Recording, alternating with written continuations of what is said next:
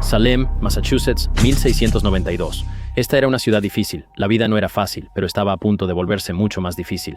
Cuando dos niñas en la casa de un ministro gritan, convulsionan y hablan en un idioma incomprensible, el pueblo entero se aterroriza. Los doctores investigan, pero no hallan enfermedad ni lesión.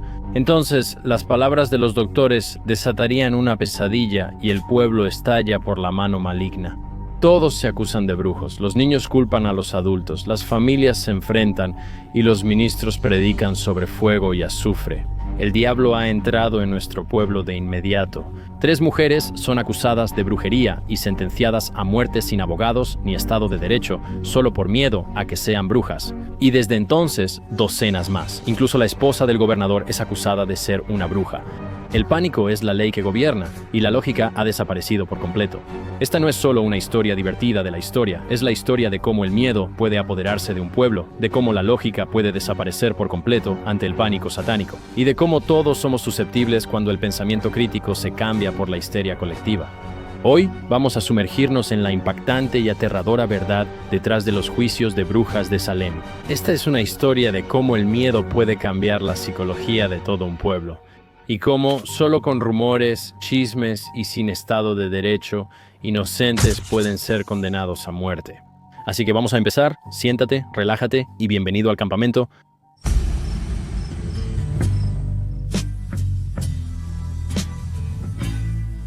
Hola a todos, soy Marc Gagnon, gracias por acompañarme en mi tienda del campamento, donde cada semana exploramos las historias más interesantes, fascinantes y controvertidas de todo el mundo y de todos los tiempos, para siempre. Sí, en este mismo campamento revisamos todo.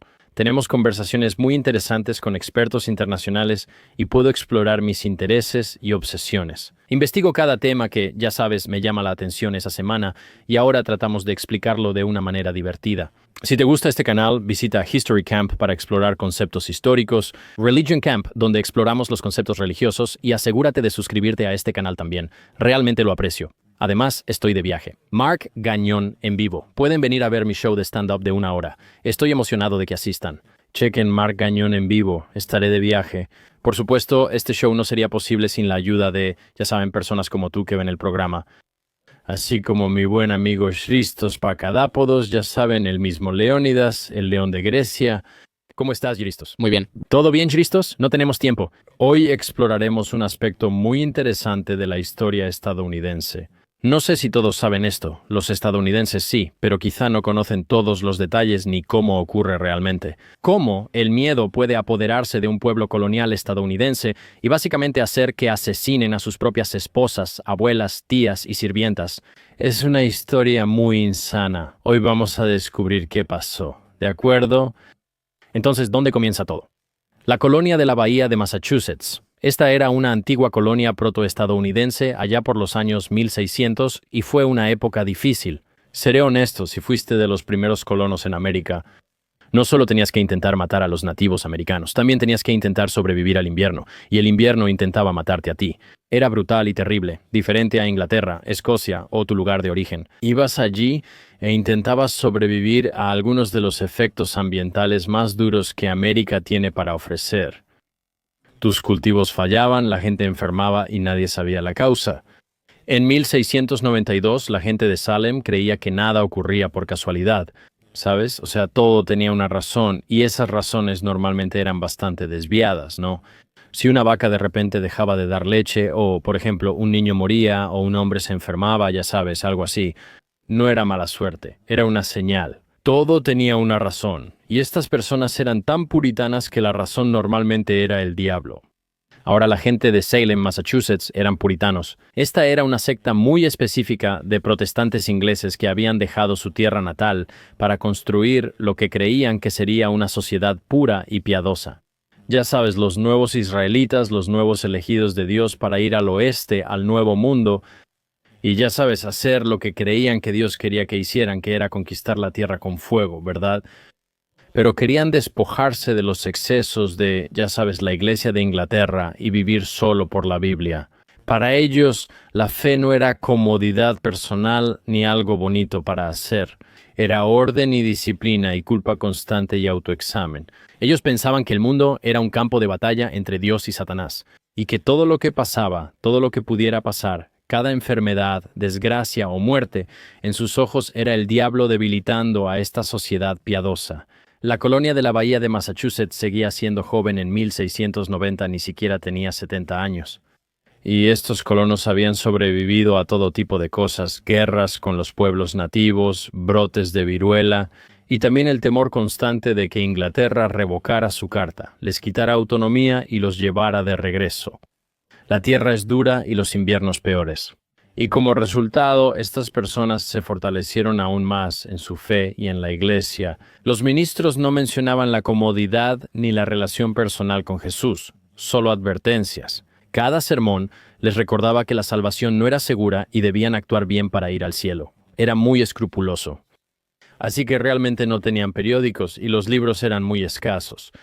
Las principales voces de autoridad aquí eran el gobernador de la colonia y, sobre todo, el ministro. El ministro era casi como si la clase sacerdotal se hubiera apoderado de todo y un solo pecado, una sola cosa mal hecha. Puedes pensar casi como en La letra escarlata, ¿verdad? Saludos a Hester Prynne, como si hicieras algo mal, eso te marcaría para siempre. Y en esta pequeña colonia todos sabían todo, pero en ese mundo, la brujería, la hechicería y la magia negra. No era una superstición ni algo gracioso en lo que la gente creyera a medias sin verlo. Era un hecho, ¿no? La Biblia decía que las brujas son reales, literalmente. No dejarás que una bruja viva. La Biblia lo mencionaba, así que si las escrituras lo decían, era cierto. Si el diablo existía y todos lo creían, entonces también existían los demonios, las brujas, los brujos y los sirvientes del diablo.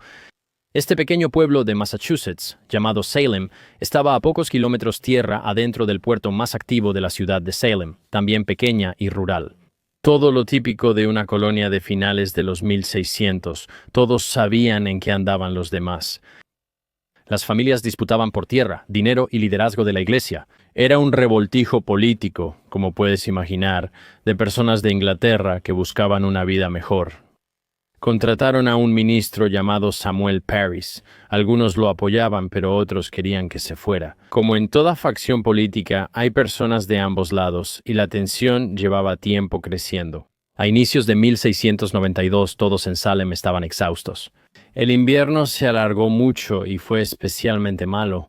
La comida escasea y la gente está al límite. Están tratando de sobrevivir y es literalmente cuestión de supervivencia. Como hemos hecho, ya sabes, videos similares sobre Jamestown y algunas de estas primeras colonias americanas. Es brutal. No saben vivir de la tierra ni cómo hacerlo. Intentan aplicar prácticas agrícolas inglesas en el Nuevo Mundo. Y realmente no está funcionando. Y literalmente el invierno es como, está bien, vamos a refugiarnos y tratar de sobrevivir. Dentro de la casa del reverendo Samuel Parris, ministro del pueblo, sucedía algo extraño. Parris vivía en la casa parroquial con su esposa y su hija de 9 años, Betty, su sobrina de 11 años, Abigail Williams, y 2 esclavos, una pareja llamada John y Tituba. En los meses fríos todos estaban dentro de la casa, ¿verdad? Para las 2 niñas, los días estaban llenos de oraciones y tareas, y simplemente largos periodos de aburrimiento, y a veces Tituba les contaba historias. Fragmentos de folclore de su Sudamérica natal, donde vivió antes de ser esclavizada, y luego fue llevada a Barbados y después a esta colonia en Massachusetts.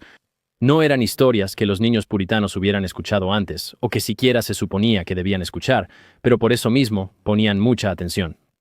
Las chicas habían estado experimentando casualmente con la adivinación, bien, poniendo claras de huevo en agua y observando su forma para predecir el futuro, algo así como leer las hojas de té, te puedes imaginar. Y ya sabes, estos eran algunos trucos antiguos, como ingleses, que se susurraban entre las chicas jóvenes y que hacían por diversión. Antes, los inviernos eran aburridos y la élite puritana, junto con sus padres, lo prohibían totalmente. Ya sabes, los niños siempre buscan problemas, y este era uno más que habían encontrado. Más tarde, algunos dirían que Tituba les enseñó esto, pero nadie lo comprobó. Ahora, en un lugar donde la fe era, ya sabes, la doctrina dominante, el rumor era suficiente para sembrar algo de sospecha ahora. El reverendo Parris en persona era un hombre severo, algo así como un hombre atribulado. Sus sermones eran exactamente el tipo de cosas que, ya sabes, te imaginarías de esa época de fuego y azufre, eso que el diablo está a la puerta y hay enemigos dentro de la aldea, y ya sabes, la ira de Dios caerá sobre nosotros si no seguimos las Escrituras. Y su casa era extremadamente estricta, como te puedes imaginar, ya sabes, la casa de un predicador sería así. Y por supuesto, todos los niños y todos los demás que vivían en la casa y en todo el pueblo, básicamente vivían en una especie de estado de miedo. Luego, en enero, Betty y Abigail empezaron a comportarse un poco raro y estaban actuando diferente. Empezaron a tener terrores nocturnos y gritaban sin motivo aparente. Entraban en pánico e histeria, se ocultaban bajo los muebles y casi hablaban en un idioma incomprensible. Esto es lo que afirman las personas del pueblo.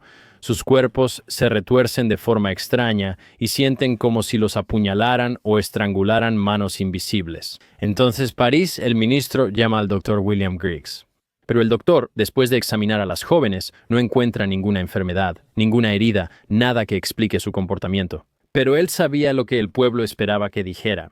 Y en un mundo donde, ya sabes, las cosas que no tienen explicación tienen una causa espiritual, solo queda una respuesta. Y si puedes adivinar cuál es, probablemente tengas razón. Dijo que las chicas estaban en su periodo. No, eso no fue lo que dijo. Christos, no te rías de eso. Está bien, eso es completamente sexista, ¿de acuerdo? Dijo que las chicas tenían la mano maligna. Ahora todos en el pueblo sabían lo que eso significaba. Esas palabras simplemente, ya sabes, encendieron una mecha en este barril de pólvora de paranoia espiritual. Y si un doctor, ¿verdad? Un hombre cuyas palabras tenían peso, y el ministro cuya palabra es ley para el pueblo. ¿Están culpando al diablo? ¿Quién va a discutir eso, verdad? Y de nuevo, toda esta gente es temerosa de Dios, le tienen miedo al diablo. Así que de inmediato todos dicen, oh sí, suena como eso. Así que dudar de él sería dudar, ya sabes, del orden natural del lugar en el que vivían. Poco después, más chicas presentaron los mismos síntomas. Y Putnam Jr., Elizabeth Hubbard, Mary Walcott, Mercy Lewis, todas están haciendo más o menos lo mismo. Gritan que ven figuras y sombras y que estos espíritus las atormentan. Y por supuesto, ¿qué hicieron los adultos? Se reúnen y rezan, pero su miedo solo crece. Ministros ayunan y vecinos difunden rumores. Y si la brujería anda suelta en Salem, entonces había que encontrar a las brujas, ¿verdad? Algo está poseyendo a estas chicas, y alguien tiene la culpa. Así que presionaron a las chicas para que dijeran quién las estaba atormentando. ¿Dónde empezó todo? Al principio solo guardaron silencio, pero el 29 de febrero, acorraladas. Por el interrogatorio, el cansancio y la expectativa, finalmente hablaron, y estos son los nombres que dijeron: Sarah Good, Sarah Osborne y Tatuba. Así comenzaron las acusaciones, primero lentas, luego imparables. Las ruedas ya estaban en marcha y no se detendrían hasta que hubiera justicia. Las tres mujeres nombradas fueron interrogadas el 1 de marzo de 1692 y nunca tuvieron oportunidad, ¿verdad? Eran blancos fáciles, eran pobres, estaban aisladas y no tenían a nadie que las defendiera, ¿verdad? Esta es una sociedad que se basa en el estatus, la reputación y de qué familia venías en Inglaterra. Y todo ese tipo de cosas patrilineales que esperarías de, ya sabes, una cultura muy masculina que está tomando control de este espacio colonial. Así que empecemos con Sarah Good, una mendiga que iba de casa en casa pidiendo comida, alojamiento y haciendo algunos quehaceres para la gente, cualquier cosa que pudiera hacer para tener un techo sobre su cabeza, y la gente pensaba que era bastante desagradable, ¿verdad? Era amargada y si la rechazaban, les gritaba o se frustraba. Y luego, cuando una vaca moría o un niño enfermaba, esas palabras volvían a atormentarla. Sabes, en Salem esa fama era muy peligrosa. Y luego Sarah Osborne es una mujer mayor, es frágil y también impopular. Dicen que era muy gruñona, ¿no? Yo también lo sería si intentaran matarme por ser brujo, ¿sabes? Entiendo su punto. Años después, vivió con un hombre antes de casarse, lo que fue un escándalo inolvidable. La gente la veía como una ramera y luego solo como una paria social. No había ido a la iglesia en mucho tiempo y peleaba con sus hijos por la propiedad, por lo que la gente la consideraba codiciosa, inmoral y que había dado la espalda a Dios. Y luego, por supuesto, está Tatuba, la mujer de la que hablamos. Ella es una mujer indígena que llegó a través de Barbados, originalmente de Sudamérica. Para los puritanos, estos lugares eran tierras lejanas de bárbaros y salvajes, por eso ella se expresaba distinto. Ella, ya sabes, tenía pequeños rituales populares de su cultura original, y solo eso la hacía extremadamente peligrosa. Como imaginas, en esta estricta colonia de la bahía de Massachusetts. Así que, como era una esclava, no tenía derechos. Si la acusaban, podían interrogarla por cualquier medio y someterla a un interrogatorio completo sin recursos legales. Los magistrados John Hawthorne y Jonathan Corwin interrogaron en casas de reuniones llenas de gente. ¿Verdad? Todavía no son juicios, pero el tono es muy claro. Es como si los hombres no estuvieran buscando inocencia. O, ya sabes, no existe eso de inocente hasta que se demuestre lo contrario. O, ya sabes, un estándar de prueba. Simplemente están exigiendo culpabilidad. Así que las chicas afligidas también están ahí. Cuando cada mujer entra, las chicas gritan y se desmayan, y dicen que están siendo estranguladas por manos invisibles. Y cada vez que la mujer acusada levantaba el brazo, las chicas gritaban. El espectro, un espíritu invisible o forma fantasmal, las atacaba y la sala estaba en caos. Bien, repito, esto no es un juicio ni un tribunal, solo un examen público de estas mujeres sin abogado presente. Sarah Good lo niega todo y afirma ser inocente.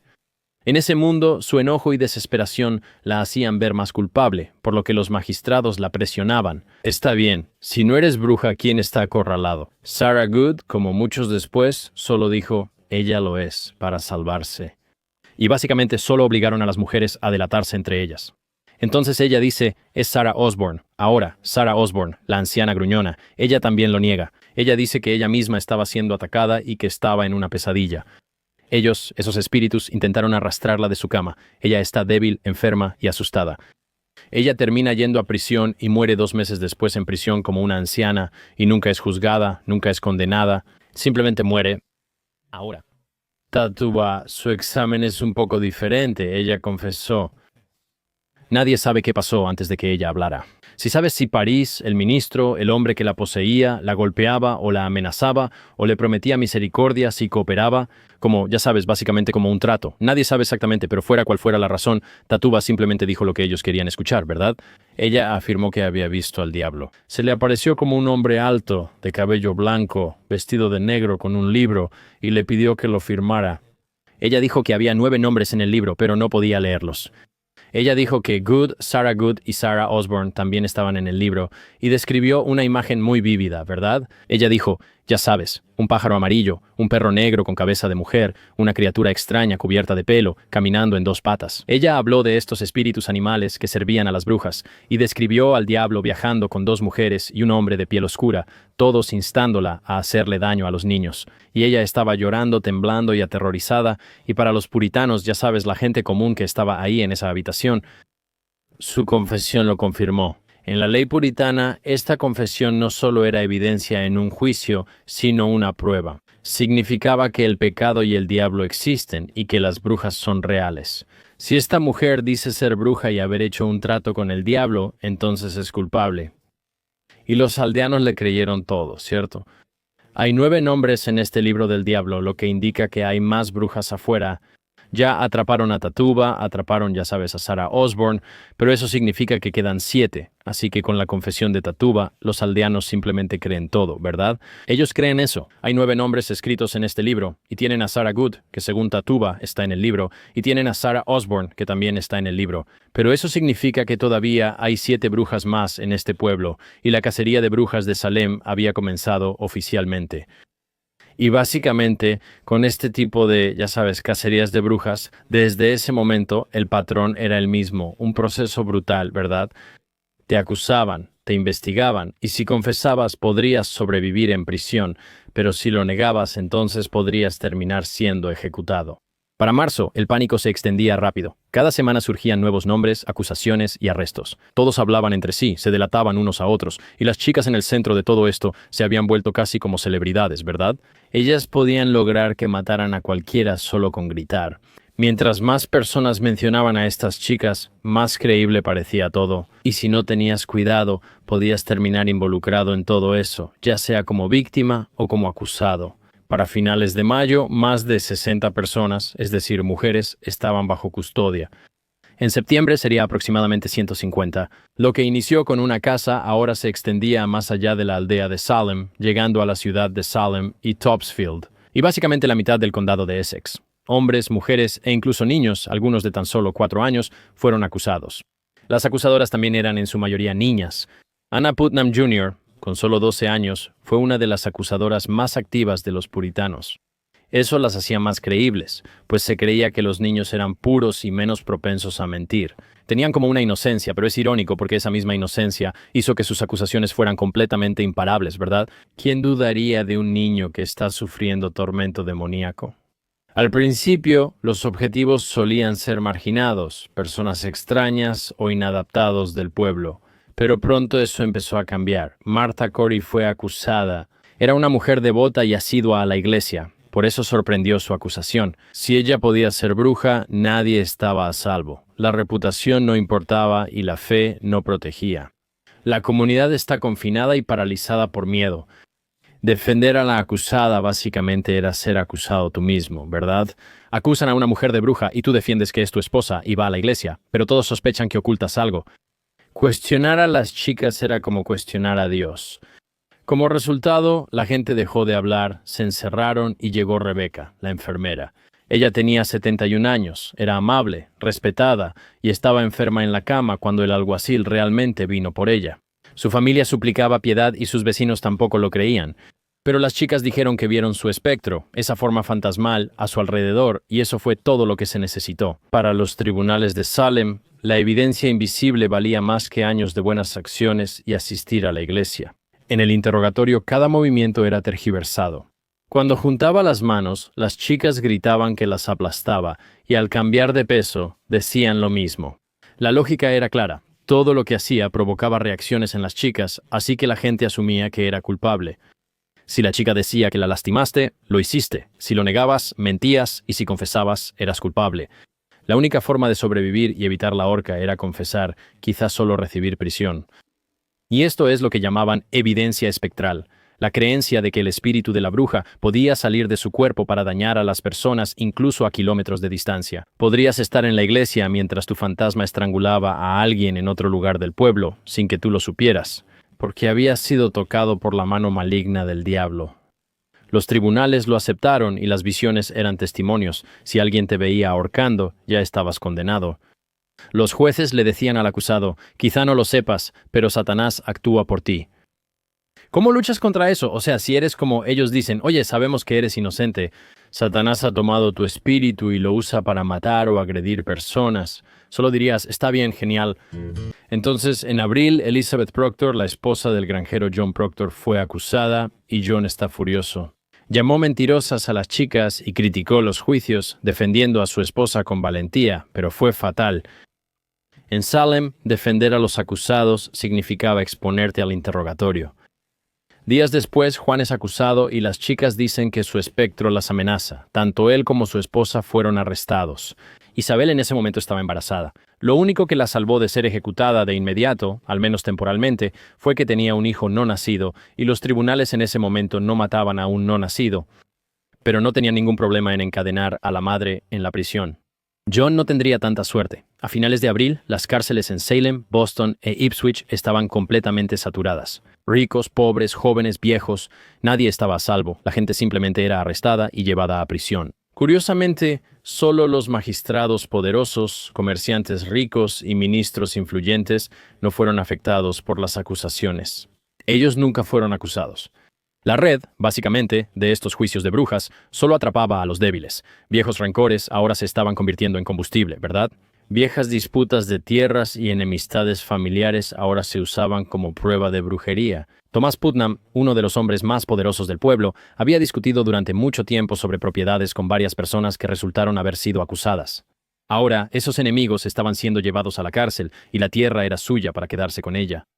La brujería ahora era un arma para apoderarse de tierras. Algunas personas se negaron a esperar el juicio. Unos pocos lograron escapar, como Juan Alden, quien era capitán de barco y escapó con la ayuda de algunos amigos. Desaparecieron en el campo, mientras otros escaparon antes de ser capturados y llevaron historias sobre la locura de Salem a pueblos vecinos.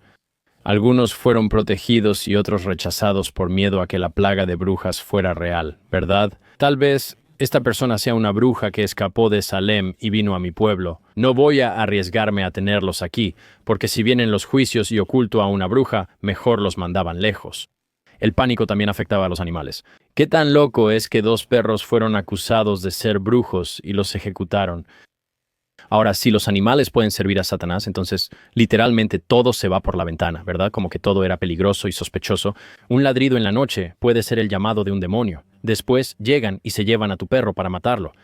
Para ese verano, el pueblo estaba patas arriba. La gente se volvía incluso contra su propia familia. Esposos testificaban contra sus esposas y padres acusaban a sus hijos, y no siempre era por malicia. Parte de eso sí era por malicia, por supuesto, pero en su mayoría era simplemente terror. Era el terror de que te acusaran, era el terror de dejar que el mal se escondiera entre ustedes, era el terror de que Dios pudiera castigarte por ser cómplice de la brujería. Y en Salem las cosas se habían vuelto completamente locas. A fines de mayo de 1692, Massachusetts se desmorona y las cárceles están llenas. Los magistrados prácticamente perdieron su autoridad. La colonia estaba inundada de acusaciones y ya no sabían qué hacer con tanta gente señalada. Así que, cuando el nuevo gobernador, Sir William Phips, llegó el 14 de mayo, entró en un pueblo completamente degenerado y espiritualmente aterrorizado.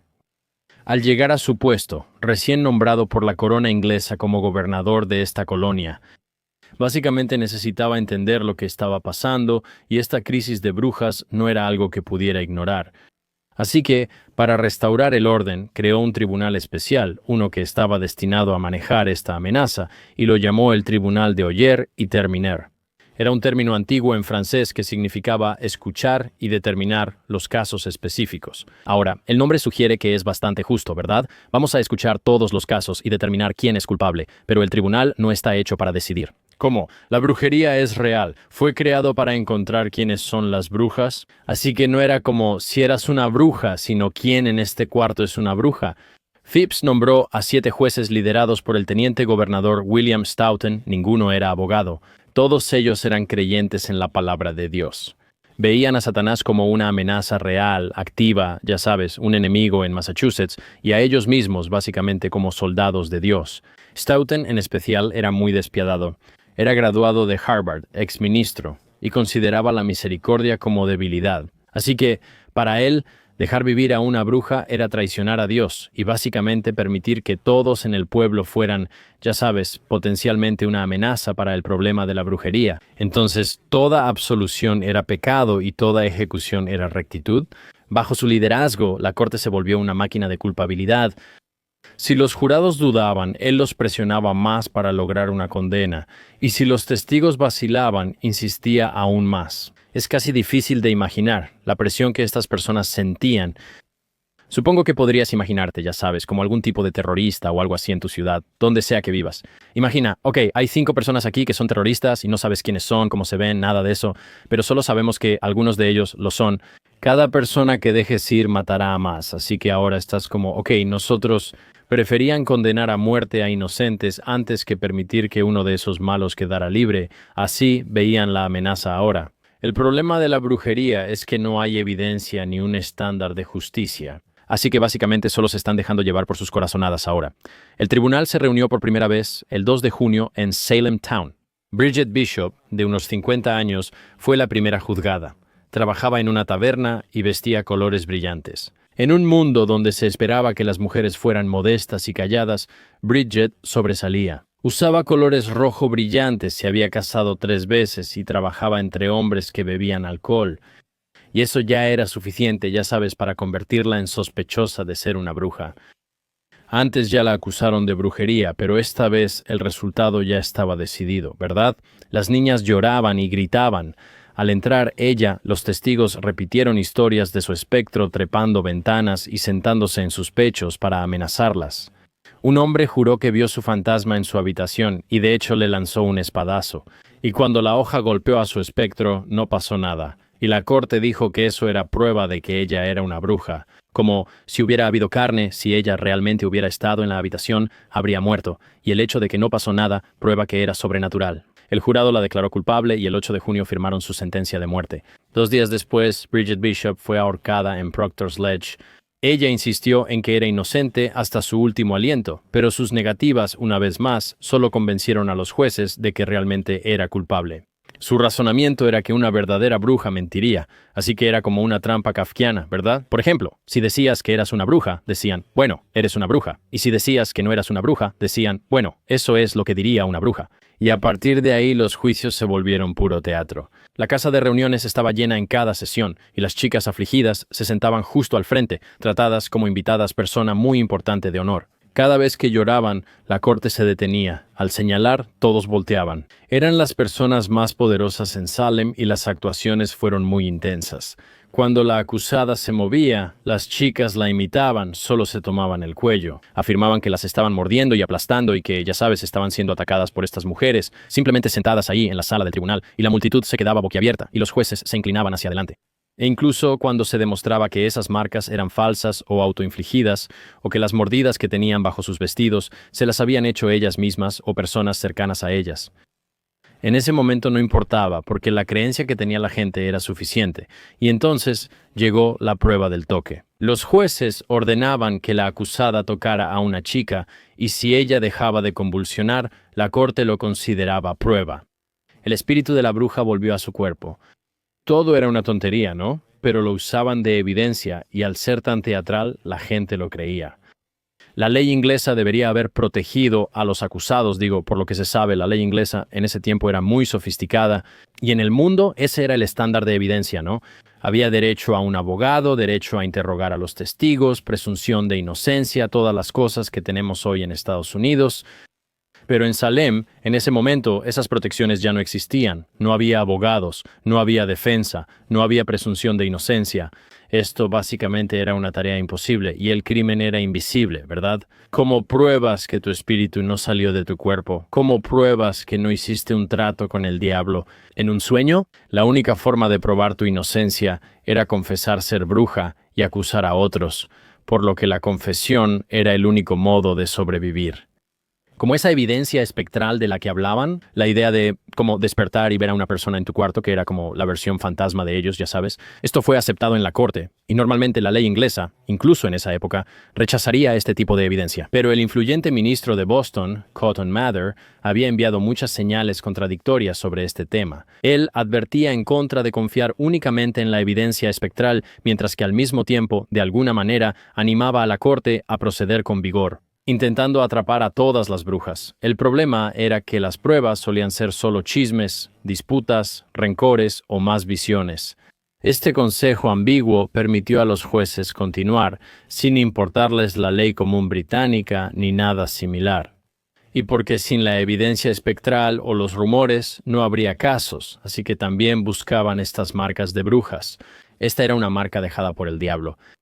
Las mujeres eran desnudadas y examinadas y revisaban todo en sus cuerpos para determinar si eran brujas o no. Así que eso podía ser una verruga, una cicatriz o un lunar, y eso podía ser suficiente para condenarte.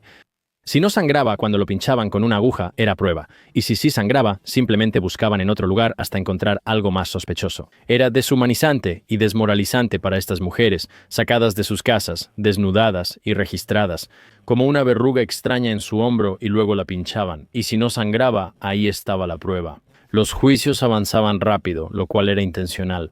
Los jueces tenían miedo de que si dudaban, eso podría generar alguna duda. Y así, algunos días hubo múltiples condenas seguidas y esta justicia era extremadamente rápida. Y como ya se había decidido de antemano para finales de junio, luego agosto y después septiembre, este patrón continuó repitiéndose. Acusación, juicio, condena, ejecución, cada muerte hacía más fácil justificar la siguiente, ¿no? Si esa mujer era bruja porque tenía un lunar raro en el hombro, entonces si tú tienes un lunar raro, también eres bruja. Detenerse sería admitir que personas inocentes murieron, y no podías hacerlo. Así que ahora estaban en un ciclo interminable de condenas y ejecuciones, y las cárceles se llenaban más, ¿verdad? Los prisioneros estaban encadenados en celdas frías y oscuras. Imagina eso. Salem, a finales de los 1600, no era bueno para nadie. Imagínate lo mal que la pasaban los prisioneros. Así que se ven obligados a pagar por su propia comida y algunos están muriendo incluso antes de que comiencen los juicios. Las familias reciben facturas por quienes siguen en prisión. Todo esto es una locura, las chicas gritan. Los testigos cuentan historias de que los acusados negaban todo y ellos decían, bueno, eso te convierte en bruja y entonces te volvías culpable. Y ya sabes, nadie salía libre de estas sesiones. Cuando los jurados dudaban, los presionaban más para lograr una condena. Ahora, quizá la parte más loca de toda esta locura es que todas estas ejecuciones eran públicas. Siempre lo fueron, y cada vez los condenados eran subidos a un carro abierto y llevados por el centro del pueblo de Salem. Viaje lento a Proctor's Ledge, donde colgaban gente y muchos se alineaban para mirar. Algunos solo observaban en silencio, otros se burlaban de las mujeres que serían colgadas y de otros más. Había quienes, ya sabes, rezaban por las personas que estaban muriendo. Los prisioneros solo se sentaban, atados, expuestos al viento en el rostro. Algunos de ellos estaban, ya sabes, rezando en voz alta, básicamente por perdón o para ser aceptados en el cielo, o que el verdugo al final cambiara de opinión. Algunos lloraban en silencio aceptando su destino, mientras otros gritaban, se enojaban y proclamaban su inocencia a quien los escuchara. Pero no servía de nada. El saliente de los verdugos estaba al borde del pueblo. Era una zona rocosa y se encontraba al pie de la colina de la Horca con vista al puerto. Durante siglos se creyó que las ejecuciones fueron en la cima del saliente de los verdugos, pero los historiadores confirmaron en 2016 que el sitio real era el saliente de abajo. Ahora, cada ejecución atraía multitudes y para algunos era un deber presenciar la justicia en la nueva colonia. Para otros era curiosidad y para algunos de ellos era simplemente miedo. Temían que quedarse en casa pudiera parecer que simpatizaban con las brujas. Y que, ya sabes, todos los que estaban ahí estaban, ya sabes, aprobando lo que estaba pasando. Eso los haría sentir seguros, ya sabes. Los ministros asistían, observaban, asentían y recordaban a todos que así se ve la justicia. El 10 de junio de 1692, Bridget Bishop fue sola. Su ejecución fue una prueba. Esto era para ver la reacción del público. Si la gente se amotinaba, quizá los juicios se detenían. No hubo indignación. Todos cedieron al miedo, sin protestas. Solo observaron cómo ocurría. El 19 de julio murieron juntas Sarah Good, Rebecca Nurse, Susanna Martin, Elizabeth Howe y Sarah Wilds. Las llevaron en este carro a la colina y las obligaron a ver cómo colgaban a cada una. Sarah Good gritó al reverendo Nicolás Noyes antes de morir, llamándolo mentiroso y jurando que Dios lo haría ahogarse con su propia sangre. Un día, Rebecca Nurse, de 71 años, en realidad había sido declarada inocente al principio. Al juez Stoughton no le gustó el veredicto, así que presionó al jurado para reconsiderar, diciéndoles que se habían equivocado, y luego regresaron con el veredicto de culpabilidad. El gobernador Phips emitió un indulto, pero lo retiró por presión de los jueces y renovó la sentencia para las mujeres afligidas. La ejecución de Rebecca Nurse marcó un precedente peligroso, ¿cierto? Ya no había misericordia. Los jurados aprendían que la indulgencia podía costarles la vida. El 19 de agosto ahorcan a 5 más: Jorge Burroughs, Juan Willard, Jorge Jacobs Sr., Martha Carrier y Juan Proctor. Ahora, este es un punto de inflexión interesante porque ahora también están ahorcando a hombres. Burroughs fue interesante. Él había sido ministro, era educado, era respetado. Antes fue líder en la fe, ahora lo condena a muerte. Antes de morir, recitó perfectamente el Padre Nuestro y según la creencia puritana, una bruja no podía hacer eso. En ese momento, la multitud guardó silencio y todos en el público se miraron como preguntándose si cometieron un error. Y entonces Cotton Mather avanzó a caballo, advirtiendo que el diablo podía aparecer incluso como un ángel de luz. Esa oración perfecta de Burroughs era simplemente la brillantez del engaño de Satanás. Y la multitud respondió, buen punto, y la ejecución siguió. Pero algo en ese momento se rompió, y para muchos, esa semilla de duda había sido plantada. Y quizá, solo quizá, estaban sentenciando a estas personas inocentes a morir. Después, el 22 de septiembre, murieron 8 más. Martha Corey, Mary Easty, Alice Parker, Mary Parker, Ann Potator, Margaret Scott, Wilmot Red y Samuel Wardwell. 8 ahorcamientos en un día. Los juicios avanzan más rápido. Como si los tribunales sintieran que el tiempo se estaba acabando y que la gente ya se estaba cansando un poco de toda esta farsa teatral. Esta colina se volvió, como sabes, un punto y escenario de muertes masivas. Aquí, 19 personas, 14 mujeres y 5 hombres, fueron ejecutadas entre junio y septiembre, y sus cuerpos no se enterraron en el cementerio de la iglesia, como era habitual para los puritanos.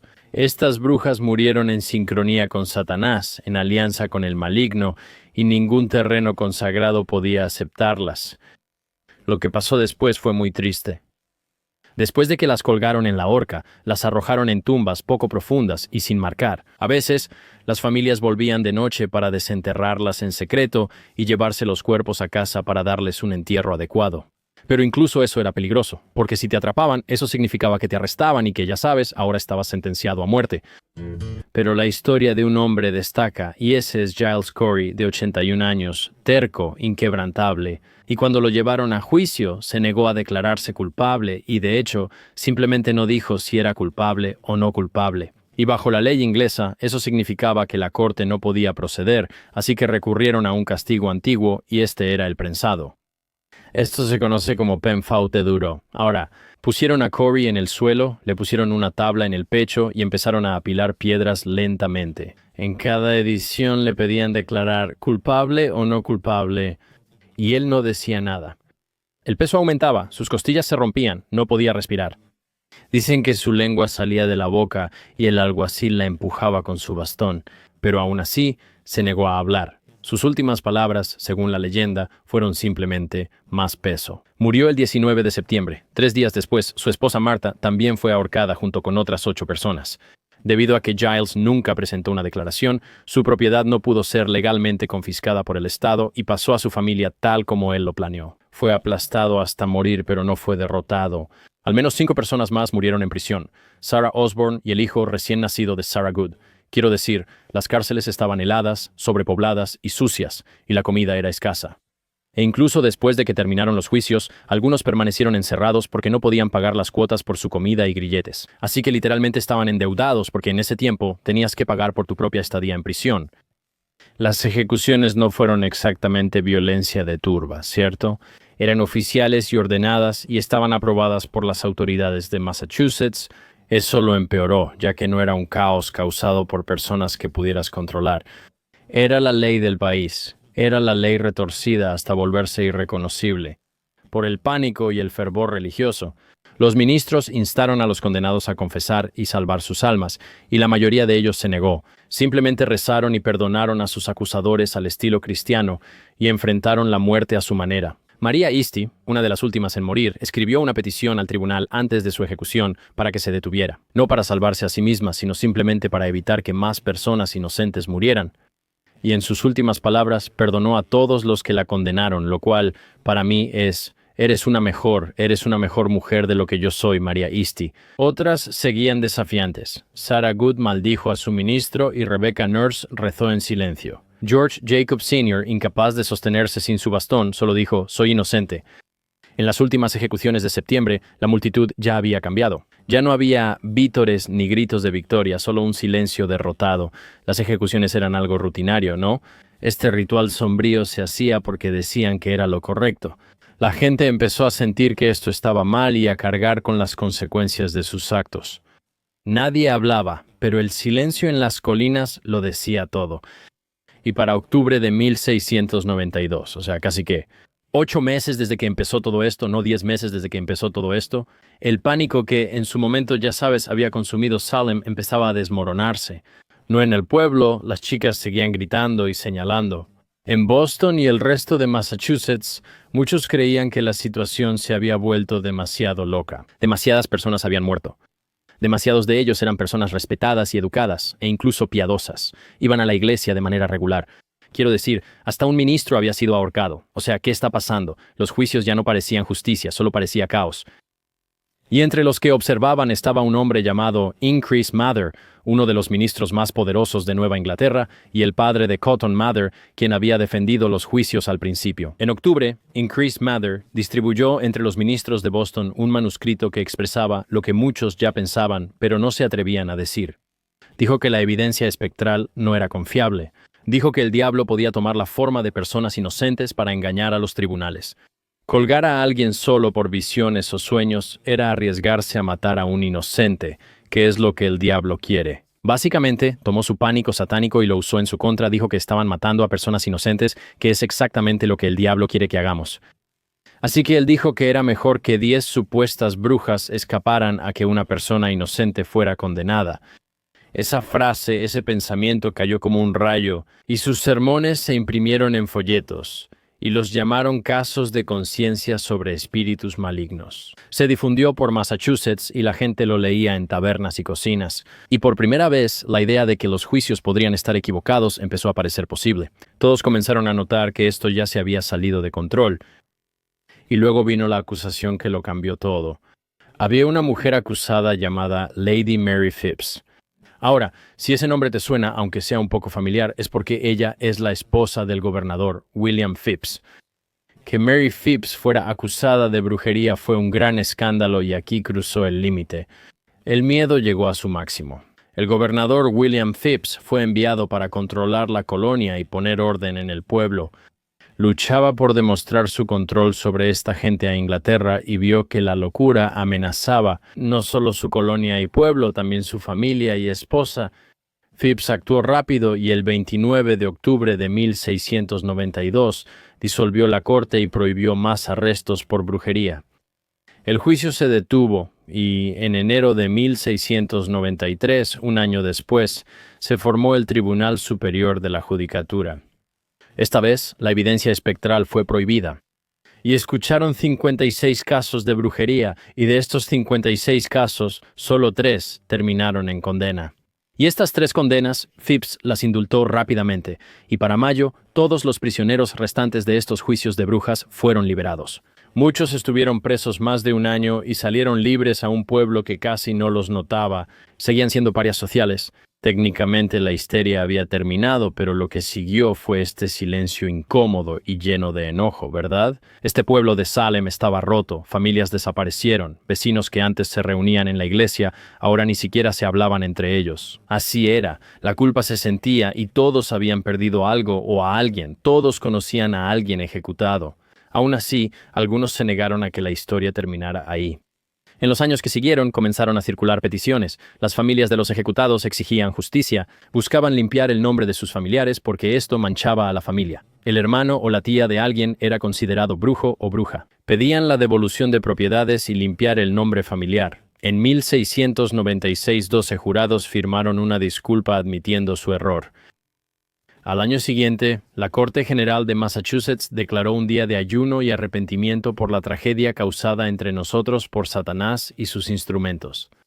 Fue como una confesión tácita, básicamente culpando al diablo, no a ellos mismos, de que esto había salido mal. Ese año, Samuel París, el ministro cuya casa inició todo, fue obligado a dejar la aldea de Salem. Nunca admitió culpa ni dijo que sus hijos mintieran, solo insistió en haber cumplido su deber ante Dios. Y algunas confesiones en realidad llegaron después. En 1706, Anna Putnam Jr., una de las acusadoras originales, se presentó ante su iglesia y se disculpó. Ella afirmó que fue engañada por Satanás, y si lo creía o solo decía lo esperado, nadie lo sabe con certeza. Samuel Sewell, uno de los pocos arrepentidos, se levantó en su iglesia de Boston en 1697.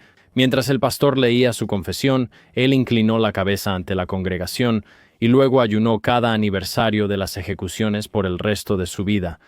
Pero William Stoughton, el juez principal y el hombre que realmente impulsó los juicios con ese vigor, él quería que todos fueran condenados y eliminar a las brujas. Él nunca se disculpó, se convirtió en gobernador y defendió todo lo que hizo hasta el día en que murió.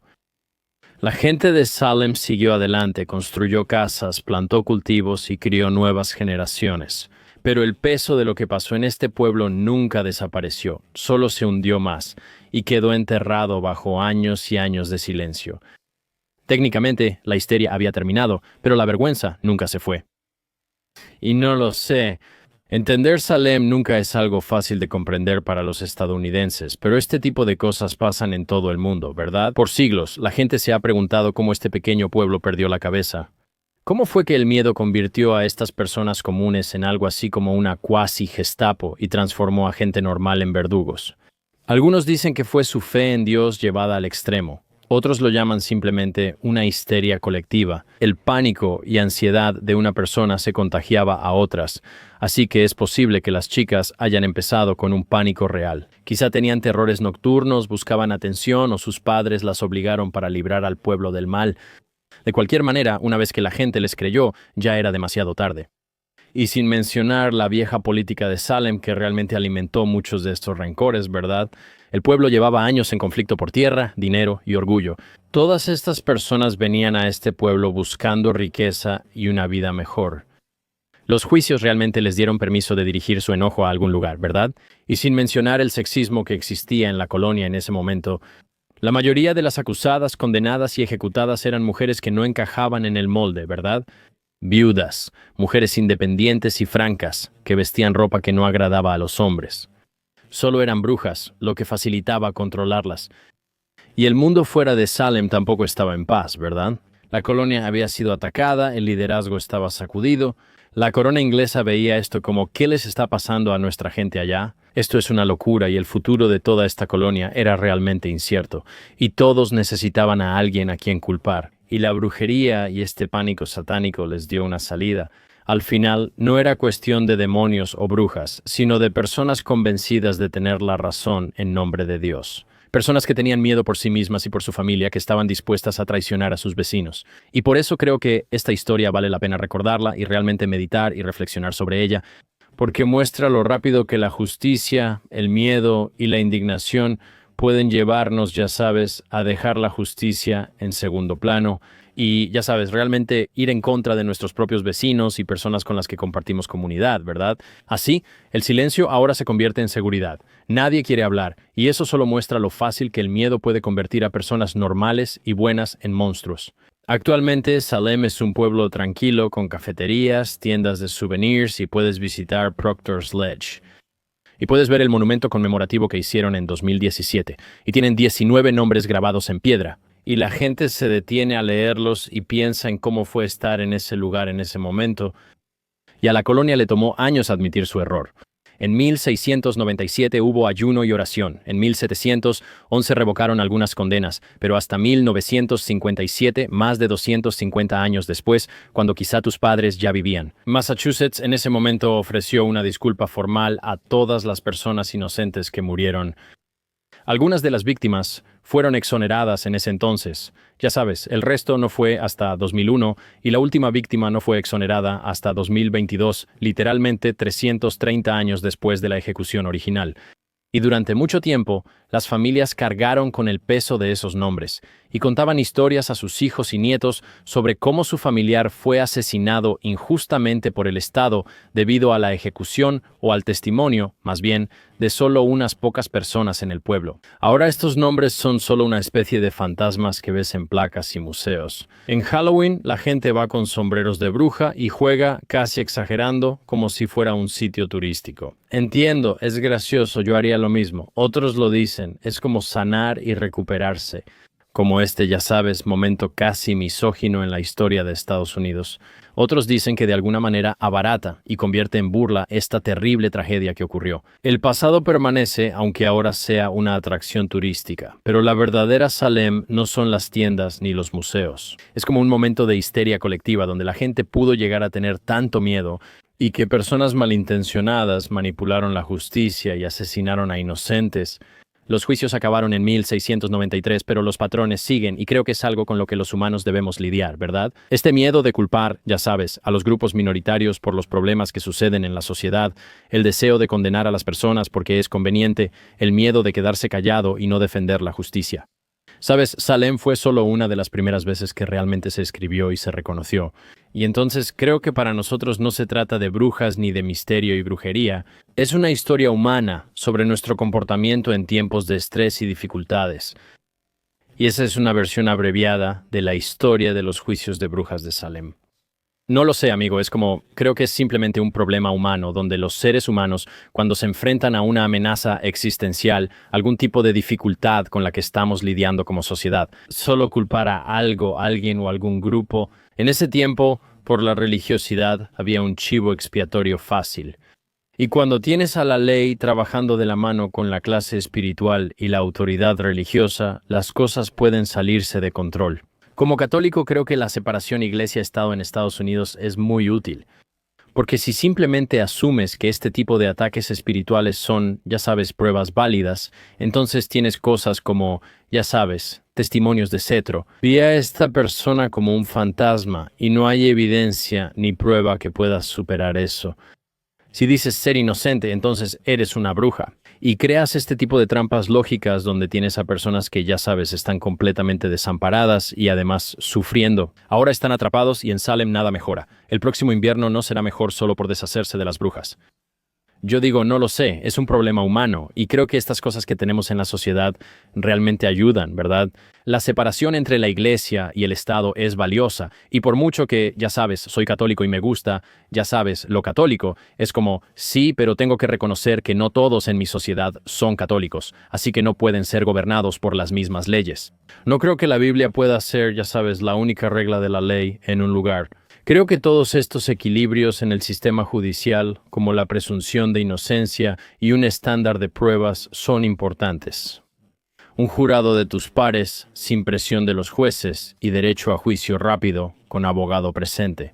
Todas estas cosas ralentizan el proceso judicial, pero son muy importantes para asegurarse de que no se mate a personas inocentes. Y bueno, incluso la pena de muerte en general, creo que probablemente es algo que debería cuestionarse en relación con esto. ¿Debería el Estado tener el monopolio de matar personas? No lo sé. Ves este caso y piensas que hay muchos otros problemas.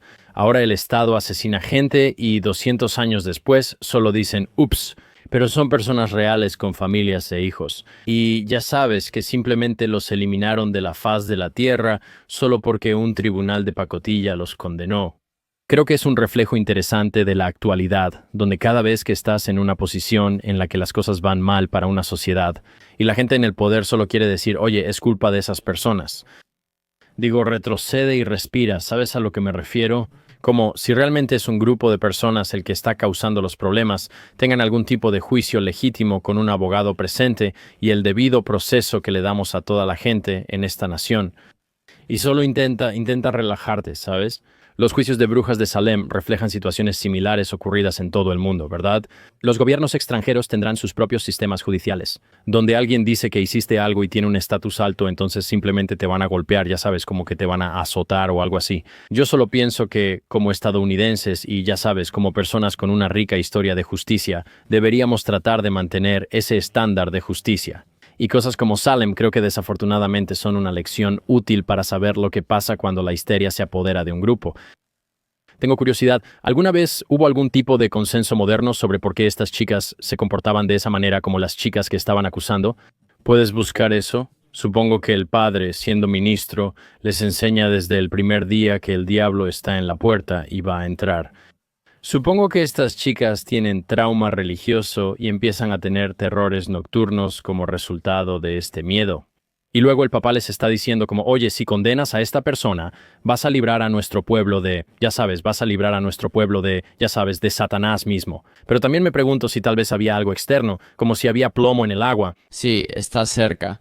Posible intoxicación por cornezuelo del centeno contaminado que causó histeria colectiva. Eso es algo que ya he escuchado antes. Interesante, intoxicación por cornezuelo del centeno contaminado en esa zona de Salem. ¿Correcto?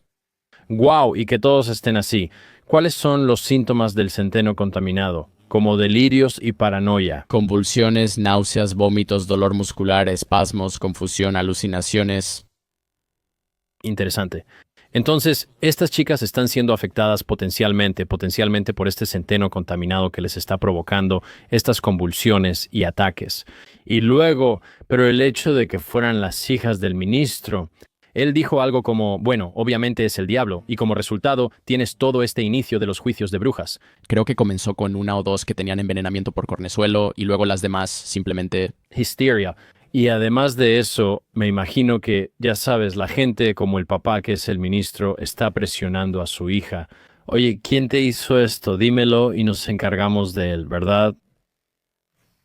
Entiendo todo esto. Muchas feministas lo han apropiado y afirman que sí, esto es el patriarcado matando mujeres. Lo entiendo porque vivimos en una sociedad patriarcal que las mata. Pero también parece que todos en este pueblo fueron cómplices.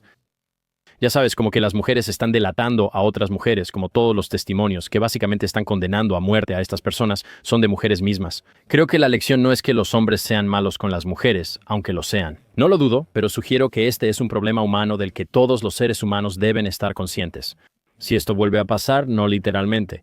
Pero, por ejemplo, llegamos a otro punto donde el Estado, el gobierno, está tratando de convencer a la gente de que se delaten unos a otros. Y creo que, al final, la clase trabajadora necesita levantarse contra las élites.